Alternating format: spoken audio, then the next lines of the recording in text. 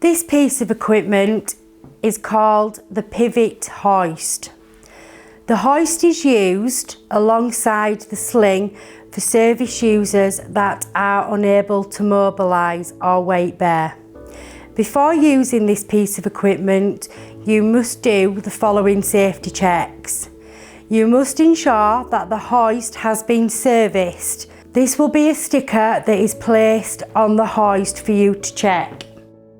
You must make sure the hoist is fully charged by checking that it goes up and it goes down. You must check the weight of the hoist that you are using to ensure that it is able to manage the weight of the service user that you will be transferring. And finally, you must check that the wheels on the hoist are able to move around freely and easily. When hoisting a service user, it must be done with 2 care staff. The roles of the care staff are: one carer will see to the service user and the second carer sees to the driving of the hoist.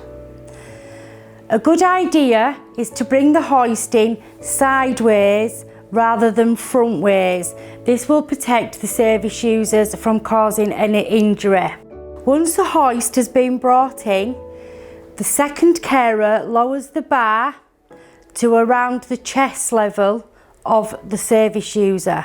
The loops then need to be connected to the bar, starting with the top first. Always apply the shortest hoop to the nearest bar to the body. Then apply the leg hoops to the second bar, which is furthest away from the body. Once the safety check has been completed that both straps are on correctly, then the service user can be hoisted. The first carer needs to support and communicate with the service user while going up in the hoist, while the second carer concentrates on driving the hoist. Once the service user is up in the air, they can be then transferred into their wheelchair or the chair, the bed or commode.